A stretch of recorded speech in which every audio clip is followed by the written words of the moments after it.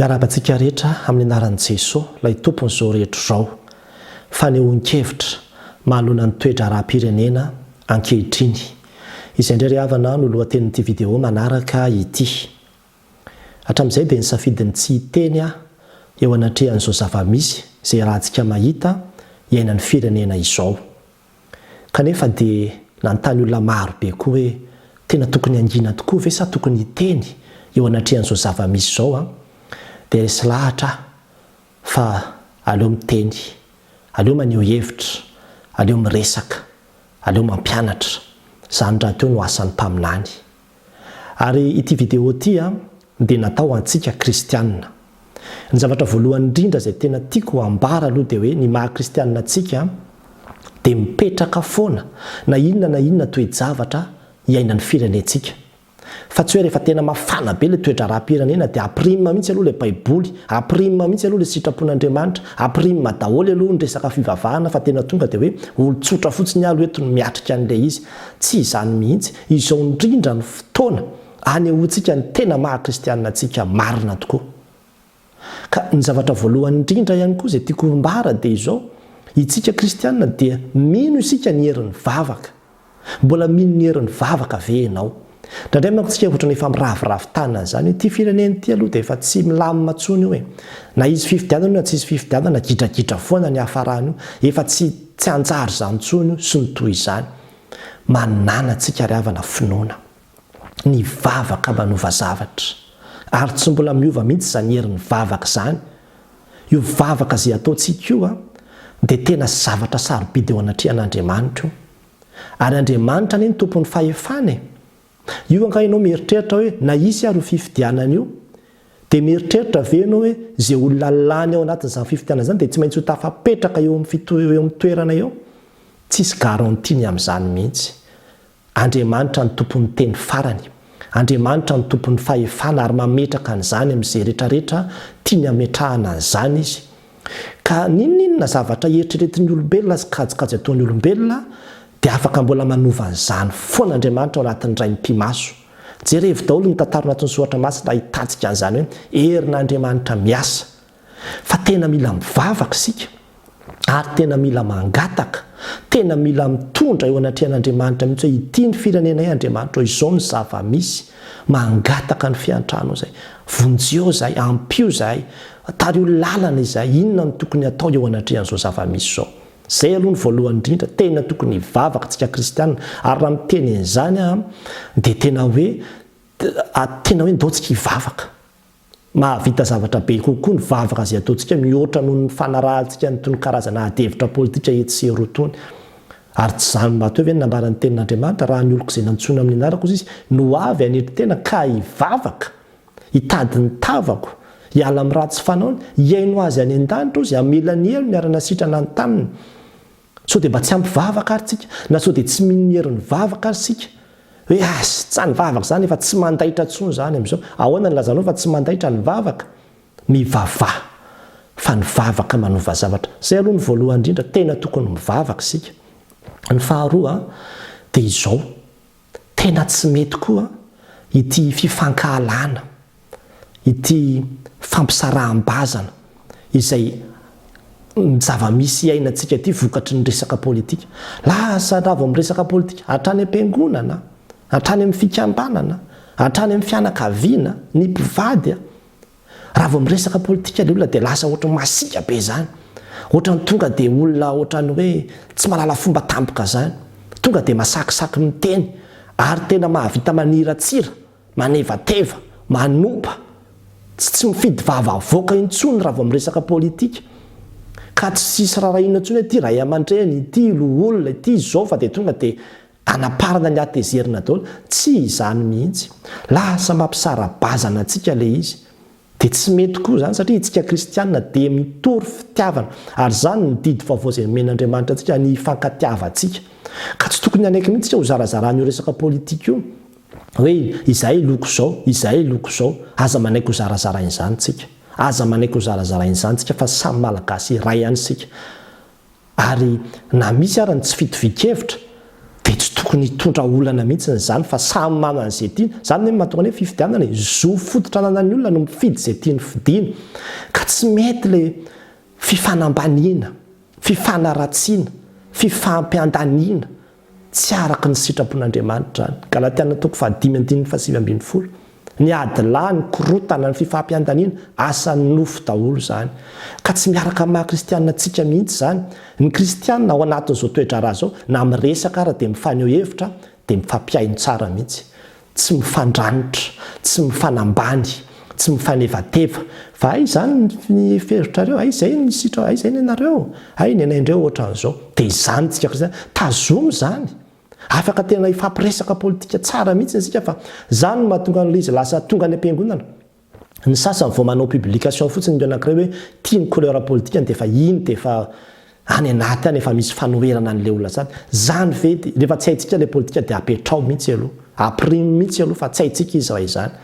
Ny hevitra dia samy tsy hitovy mihitsy ary samy manana ny azy ny olona, fa tokony izy fifanajana foana ao anatin'izy ary lasa mitsara-bazana dia lasa mandranitra adi-poko, lasa misy fandranitana hatramin'ny fizarazarana be mihitsy ao anatin'ilay izy. Tsy izy zany, tsy ao amin'Andriamanitra koa zany ary tsy zavatra ambara amintsika koa zany. Ny fahatelo dia ilay toe-pontsika, tena mahaloto, tena zany ny zavatra hita amin'izao, mahaloto ny fon'ny olona, misy fankahalana, lasa tafiditra lalana antsika mihitsy ilay resaka ary dia tena misy fatezerana be, manozona mihitsy, manompa mihitsy. Niza mety tsy tiatsika eo dia izay tsy ankasitran'Andriamanitra any ary ny tenin'Andriamanitra dia manambara izany ny boky mitoritena aza manozona ozy izy na dia ny mpitondranao na dia amin'ny efitranonao manginao aza dia efa hitan'Andriamanitra zany ary tsy ankasitrahan'Andriamanitra zany. Ka tena mila manadio fotsika eo anatrehan'izao zava-misy izao. Zay aloha zany dia tena angatahana mihitsy hoe andaontsika hanadio fo, andaontsika tena hibebaka mihitsy hoe tompo diovy ny foko, maloto loatra. Le izy koa moa zany rehefa tsapanao hoe mbola tsy tena zakanao le izy dia ahenao mihitsy aloha le fanarahana an'ilay izy. Fa io anie tsy hoe raha manaraka be ny zavatra lazain'ny anina sy anina anao dia iova toe-draharaha io na hoe raha tsy manaraka anio mihitsy anao dia iova io fa rehefa hitanao hoe tena ohatran'ny tsy zakany toe-poko le izy fa tena mampiakatra ny tosi-drahako mihitsy, misy lasa kizitina be mihitsy vokatro resaka politika io, dia lasa tena misy fiatraikana any anatin'ny toe-pony mihitsy ilay izy, lasa misy fankahalana teraka any anatinao any. Tsy ao amin'Andriamanitra zany, tsy miaraka amin'Andriamanitra zany, tsy maha-kristianina antsika zany fankahalana zany. Fa izao ny angatahan'Andriamanitra amintsika hoe mivavao izy amin'ny fahavalonao. Raha misy olona zany heverinao fa adversaire politika anao dia mivavao ianao. Ary za dia efa nianatra an'izany mihitsy tamin'ny fotoanandro. Nandohalika mihitsy hoe ity zany le olona ohatran'ny mampahasosotra raha isaky mahita azy amin'ny tele dia ndeha andohalika dia hivavaka ho an'ny olona. Mafy be izay fotoana izay fa tadidiko foana.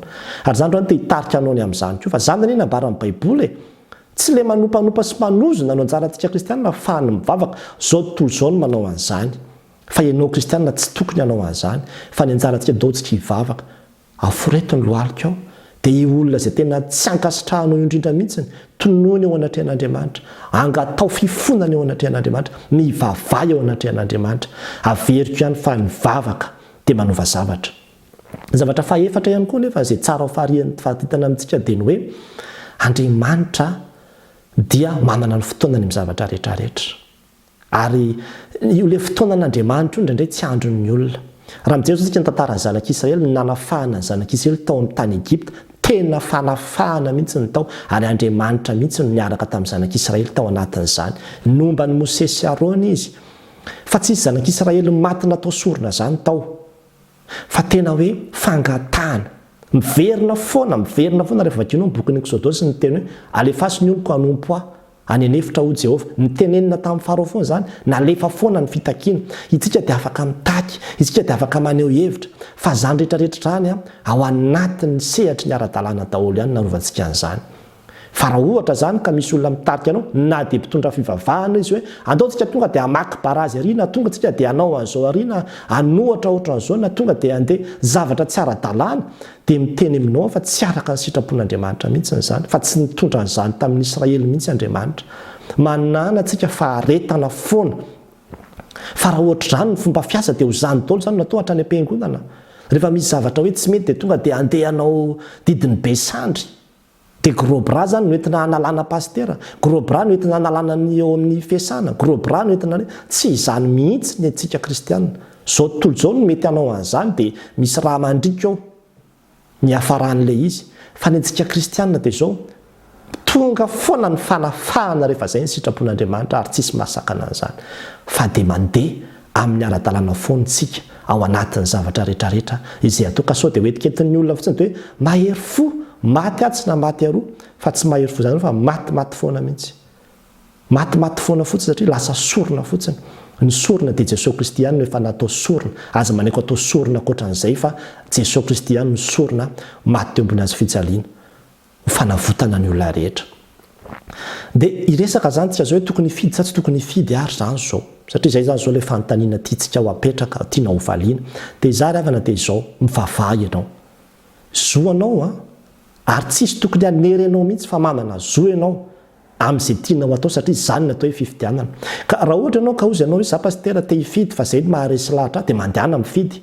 Fa na dia mifidy azy ianao dia angatao mihitsy ny tompo hoe tompo hifidy aho. Fa raha ohatra ka tsy akasitrahanao ty fifidianana ity, na ohatra ka hoe tsy sitraponao ity ny vahaolanao Madagasikara zao, aza vela ho tonga hatrany farany izao fifidianana izao. Aza vela tafapetraka kory izay voafidy ao anatin'izao fifidianana izao. Apetrao foana hoe aoka ny sitraponao no atao. Raha ohatra koa ianao ka resy lahatra hoe za tsy hifidy, dia aza mifidy, fa zoanao koa zany, afaka tsy mifidy mihitsy ianao raha izay no maharesy lahatra anao. Fa angatao foana hoe tompo, na dia tsy hifidy ary dia izao ianao no hoaka hiasa hatanteraka izay sitraponao ho an'ny firenena. Dia izay dia aza mifanenjika hoe ianona mandeha mifidy dia ireny fahavalitsika na ihany zao hiady trano ny hafarantsika raha manao an'izany tsika. Hiady trano ary zany ny devolany ny tena mahazo tombony amin'io ny devolany ny tena mahazo tombony amin'io satria be dia be indray ny maty dia tonga dia lasa ny makany aminy ihany. Fa tsy tokony ho izay mihitsy fa itsika kristianina dia maka manana fahendrena foana. Ny mpitondra izay ilain'ny firenena dia izao. Raha izaho zany hoe iza ary ny tokony ho fidina ary pastera ary dia ny ahy dia izao fotsiny ny olona izay tokony hitondra ny firenena dia olona vonina. Raha izaho moa zany manao analizy azy zany dia reto zavatra telo reto zany ny ambarako. Ny anankiray efa nambarako tamin'ny video tany aloha tany ihany. Ny voalohany aloha dia izao olona izay vonina anala tanteraka ny fanompoan-tsampy ao anatin'ny firenena satria ny fanompoan-tsampy no tena mahatonga ny firenentsika ho tahaka an'io. Mbola lava be zany raha ho azavaina. Fa ny olona mpandinika soratra masina dia mahalala tsara fa tena mahasarotan'Andriamanitra mihitsy ho resaka fanompoan-tsampy io. Ny ankabetsahan'ny problème izay heveritsika hoe ity ny problème na ity ny tena olana faux problème. Fa tena fanompoan-tsampy no tena mihazona ny firenentsika io ka mahatonga ny firenentsika ho tena tafiditra lalina anatin'ny kizo potika ohatran'io. Dilio lalina zany. Ny faharoa dia zay zany resaka spirituel fa tena tia indray tena resaka lafin'ny pratika sy teknika koa dia le resaka reto le collecteur reto efa niresahako tamin'ny video zay hoe ny olombitsy ny tena mitazona any arena fa tsy miparitaka le izy.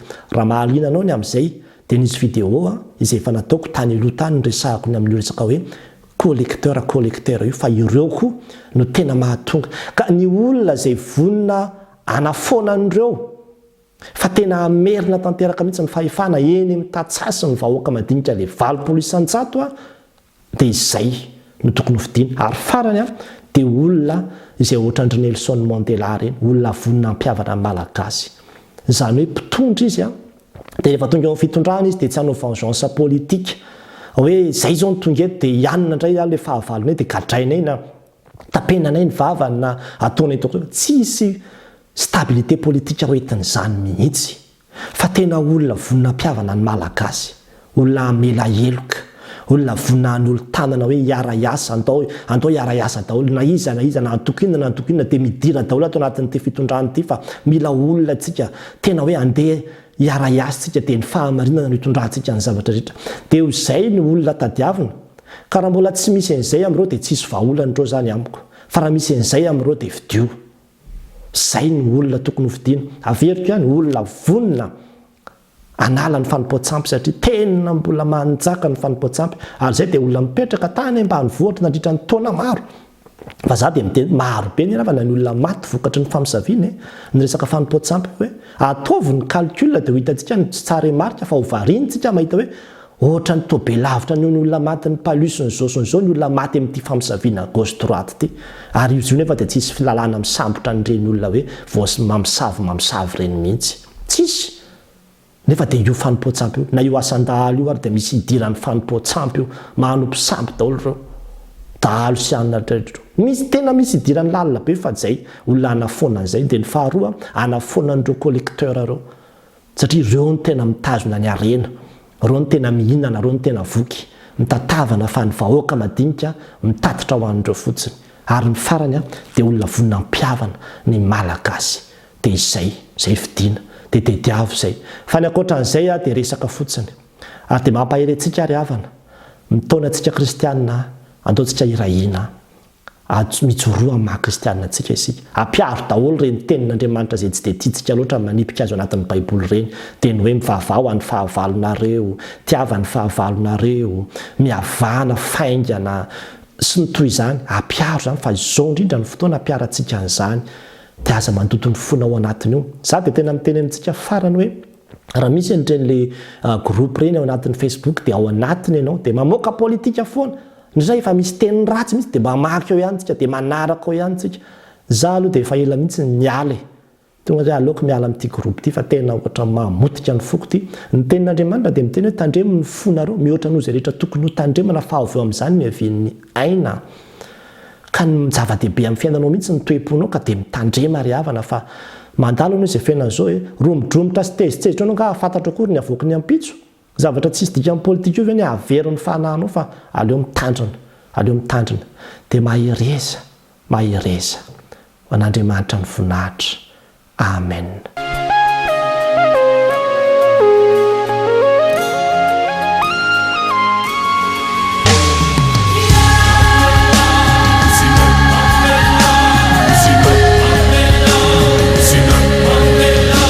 Misedra olana ity nosy malalana ity mangataka aminao zahay Kristy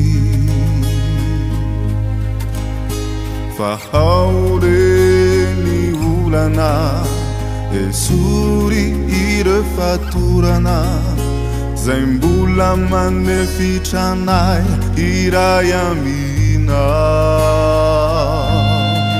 anao anye ity Madagasikara ity Jesosy o miangavy anao re zahay ponjereriray misedra olana ity nosy malalana ity mangataka aminao zahay Kristy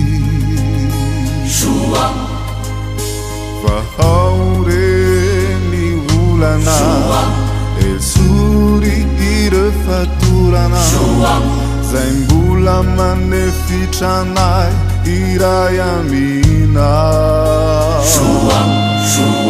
anao anye ity Madagasikara ity Jesosy o miangavy anao re zahay ponjereriray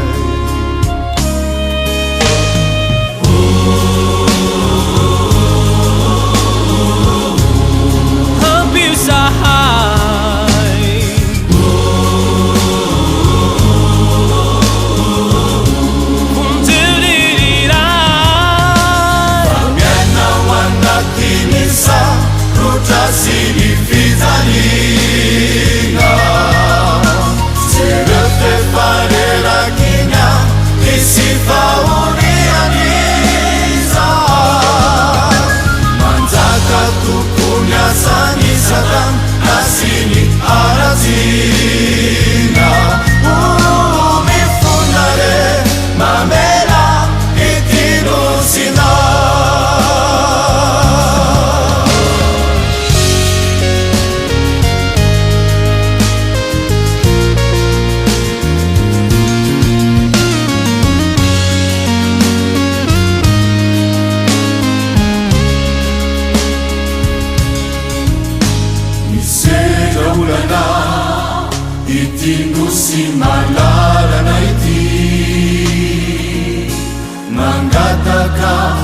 aminao zahay Kristy